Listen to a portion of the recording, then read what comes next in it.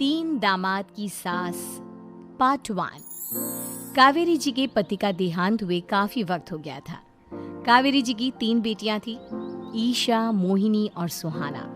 तीनों ही काफी होशियार और नौकरी करने वाली थी, लेकिन उन तीनों से कावेरी जी इतना प्यार करती थी कि उनकी शादी की उम्र होने पर भी उन्हें पराये घर भेजने का उनका मन ही नहीं हुआ। अरे तुम तीनों मेरे कलेजे का टुकड़ा हो। जब भी तुम्हारी शादी के बारे में सोचती हूँ ना, बड़ा डर लगता है। सही कहती हो मम्मी, हम भी आपसे बहुत प्यार करते हैं। हाँ, मम्मी पापा की जाने के बाद अब बिल्कुल अकेली हो गई है। और मम्मी, अगर हम तीनों शादी करके चले गए तो आपका ख्याल कौन रखेगा? लेकिन अपनी खुशी की वजह से मैं तुम तीनों को बिना शादी के भी तो नहीं देख सकती ना बेटा। समाज के हिसाब से देखे तो यह भी गलत होगा और मैं ऐसा कुछ नहीं चाहती। लेकिन तुम तीनों से दूर होने के बारे में सोचती हूँ तो अजीब सा लगता है। लेकिन मम्मी, हम आपको इस तरह अकेला छोड़कर नहीं जा सकते। एक काम करते हैं मम्मी, शादी के बाद ना आप मेरे साथ मेरे ससुराल में चलना और मेरे साथ ही रहना। अच्छा, और तेरी सास मुझे रहने देगी तेरे ससुराल में? अरे बेटा, वहाँ ऐसा नहीं होता। बेटी की माँ कभी अपनी बेटी के ससुराल जाकर नहीं रह सकती। एक काम करते हैं माँ, आप ईशा और सुहानी की शादी कर दीजिए और मैं हमेशा आपका बेटा बनकर आपके साथ ही रहूंगी। मुझे नहीं करनी शादी। अरे मेरी बेटियां मुझसे कितना प्यार करती है, मेरी वजह से अपनी पूरी जिंदगी दांव पर लगाने को तैयार है। लेकिन मैंने ना इससे भी एक अच्छा उपाय सोचा है। क्या मम्मी? अगर आपके पास कोई सोल्यूशन है तो फिर क्यों परेशान हो आप? बताइए, क्या करना चाहती हैं आप? मैंने सोचा है कि अखबार में इश्तिहार देकर तुम तीनों के लिए 3 घर जमाई दामाद ढूंढ लूंगी। वैसे भी नौकरी तो तुम तीनों अच्छे से कर लेती हो, कमा भी अच्छा खासा लेती हो। कोई भी लड़का तैयार हो जाएगा तुमसे शादी करने के लिए। अरे मम्मी, ये हुई ना बात। इससे हमें आपसे दूर भी नहीं जाना पड़ेगा और आपको अकेला भी नहीं रहना पड़ेगा। हाँ मम्मी, ये बहुत अच्छा तरीका है। मैं तो कहती हूँ आज ही अखबार में ऐड निकलवा देते हैं। बिल्कुल, आज ऑफिस जाते वक्त मैं ये काम कर दूंगी। और कुछ ही दिनों के बाद कावेरी जी को 3 घर जमाई दामाद विवेक, सुमित और अविनाश मिल जाते हैं और वो उन तीनों लड़कों से अपनी तीनों बेटियों की शादी करवा देती है। शादी के कुछ दिन के बाद, अरे अब शादी हो गई, छुट्टियां खत्म, तुम तीनों जाकर नौकरी करो, कुछ काम करो। अरे मम्मी जी, कमाल करती हैं आप। अब घर जमाए इसलिए थोड़ी ना बनाए कि हम बाहर जाकर नौकरी करें। मम्मी जी, मेरा तो घर जमाई बनने का मकसद ही यही था कि कमाने वाली बीवी मिल जाए। बाहर जाकर काम करने से तो मेरा दिल घबराता है। घर का कोई काम है तो बता दीजिए मुझे। अगर ऐसी बात है तो शाम का खाना बनाओ। मेरी बेटियां नौकरी से थकी हारी आती है, अब नौकरी नहीं कर सकते तो कोई बात नहीं, घर का काम करो तुम लोग। मैं तो घर का काम करने में बहुत खुश हूँ, बस ये बाहर धूप में निकलना, रास्ते में जाना, नौकरी करना, ये सब मुझसे नहीं होता। बिल्कुल ठीक कह रहा है सुमित। अरे गर्मी में, बारिश में, सर्दी में घर से निकल कर जाना और उधर बॉस की चिक चिक सुनना, इससे बढ़िया तो ये है कि मैं घर में झाड़ू पोछा कर लूँ। ठीक है, फिर तुम झाड़ू पोछा करना। अविनाश शाम का खाना बनाएगा और विवेक तुम सुबह का नाश्ता और खाना बनाओगे। मेरे तीनों दामाद घर संभालेंगे और बेटियां नौकरी करेंगी। अगले दिन सुबह के वक्त, मम्मी मुझे ऑफिस के लिए देर हो रही है, नाश्ता चाहिए। अरे उस विवेक से कहा तो था कि सुबह का नाश्ता उसे उठकर बनाना है। अभी जाकर देखती हूँ क्या कर रहा है विवेक। अभी तक सोया हुआ है क्या? सुबह के 10 बज गए हैं। सोने दीजिए ना मम्मी जी, क्या हमेशा हिटलर की तरह हाथ में डंडा लेकर खड़ी रहती हैं। मैंने कहा सीधे उठकर खड़े हो जाओ और जाकर नाश्ता बनाओ। लेकिन मम्मी जी, बिस्तर में से निकलते ही कोई नाश्ता कैसे बनाएगा? 2 मिनट, वॉशरूम जाकर आता हूँ।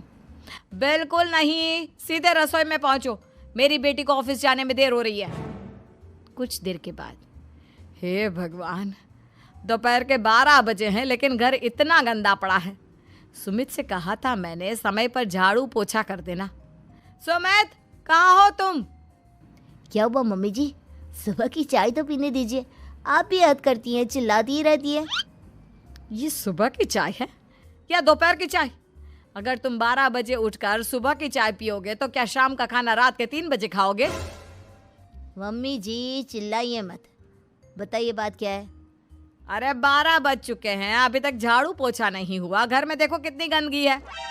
अच्छा, तो आप इसलिए परेशान हैं। वो क्या है ना मम्मी जी, आज मेरे हाथ में दर्द हो रहा है। रात को उल्टी करवट से सो गया था, हाथ हिलाया भी नहीं जा रहा। कौन से हाथ में दर्द है दामाद जी? इस सीधे हाथ में मम्मी जी, हाथ हिल भी नहीं रहा है। विवेक, सुन लिया तुमने? सुमित के हाथ में इतना दर्द है कि बेचारे का हाथ भी नहीं हिल रहा। आज तो ये खाना भी नहीं खा पाएगा, तो एक जन का खाना कम ही बनाना। ठीक है मम्मी जी। अरे नहीं मम्मी जी, मेरे कहने का मतलब वो नहीं था। मेरा मतलब है खाना तो खाऊंगा ना। अरे लेकिन कैसे? हाथ तो हिल भी नहीं रहा है। अरे मम्मी जी, आपको ना किसी जेल में जेलर होना चाहिए था। बेकार में हमारी सास बनकर जिंदगी खराब कर रही हैं। अरे लगाता हूँ पोछा। एक बेचारा घर जमाई और कर भी क्या सकता है। शाम को जब ईशा, सुहाना और मोहिनी ऑफिस से लौट कर आती हैं।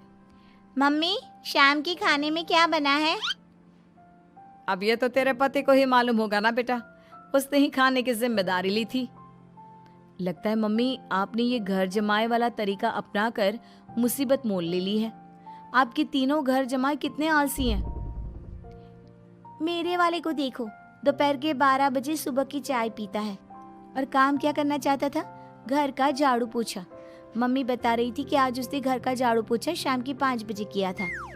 अब क्या बताऊं बेटा, सुबह से हाथ दर्द का बहाना करके बैठ गया था। कहता है हाथ में बहुत दर्द हो रहा है, हिला भी नहीं जा रहा। सब बहाने मम्मी। ये तीनों घर जमाए मिलकर ना बस बैठकर खाना खाना चाहते हैं, काम धाम तो बिल्कुल नहीं करना चाहते। अरे लेकिन ऐसे काम नहीं चलेगा ना, मुझे इन तीनों को सबक सिखाना ही पड़ेगा। अरे तो मम्मी, आप हिटलर से कम है क्या? आपने जब हम तीनों को सबक सिखा कर इतना लायक बना दिया, तो इन तीनों नालायक दामाद को भी आप कुछ न कुछ तो बना ही देंगी। हाँ मम्मी, बस अपने अंदर के हिटलर को बाहर लाइए और अपनी तीनों दामादों को अच्छी तरह से सबक सिखाइए। रही बात आपकी बेटियों की, तो हम तीनों तो हमेशा से आपके साथ हैं। अरे लेकिन बेटा, इस काम के लिए तुम तीनों को मेहनत करनी पड़ेगी। कैसी मेहनत मम्मी? ऑफिस में तो वैसे ही बहुत मेहनत करते हैं हम तीनों। अरे प्रेग्नेंट हो जाओ, प्रेगनेंसी का बहाना बनाकर कह दो कि तुम तीनों ने नौकरी छोड़ दी है 2 साल के लिए, और जब घर में खाने के पैसे नहीं होंगे तो अपने आप काम पर जाएंगे ये तीनों। वाह मम्मी, क्या आइडिया दिया है। मैं तो कल ही जाकर कहने वाली हूँ कि मैं प्रेग्नेंट हो गई हूँ। फिर देखना कैसे मेरा पति अविनाश भाग भाग कर काम पर लग जाएगा। और फिर 2 दिन के बाद, सुमित, मैं ना प्रेग्नेंट हूँ और इसलिए अगले 2 साल के लिए मैंने अपनी जॉब छोड़ने का फैसला ले लिया है। विवेक, पापा बनने वाले हो तुम। अब से ना तुम्हें ऑफिस जाना होगा, क्योंकि मैं तो 2 साल के लिए छुट्टी पर चली गई हूँ। अविनाश, अब तुम्हें जिम्मेदारी संभाल लेनी चाहिए, वरना ये घर कैसे चलेगा। हम दोनों मम्मी पापा बनने वाले हैं। लेकिन कावेरी के तीनों आलसी दामादों पर अपनी बीवियों की बात का कोई असर नहीं हुआ। धीरे धीरे कावेरी जी को चिंता होने लगी, क्योंकि उनके प्लान के हिसाब से तीनों बेटियों ने ऑफिस जाना बंद कर दिया था। आखिर क्या तरीका अपनाएंगी कावेरी अपने आलसी दामादों को काम करना सिखाने के लिए? जानने के लिए सुनिए इस कहानी का पार्ट 2।